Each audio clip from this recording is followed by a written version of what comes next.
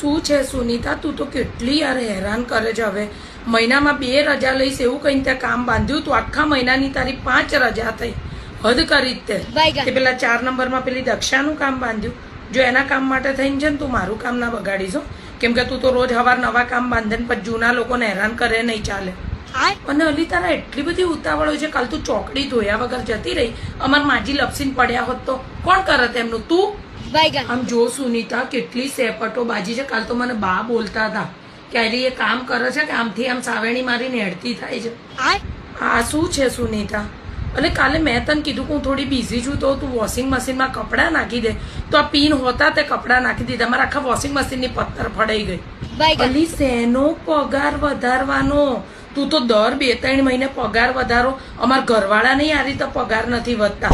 ના હોય સહેજે નહીં ચાલે. પેલી ધર્મિષ્ઠા અમે કાલ મને કહેતી હતી કે ભાભી તમારે કામ બંધાવવું હોય તો કહેજો, તાર ના કરવું હોય તો ભાઈ તું મહેરબાની કર ના આવીશ યાર.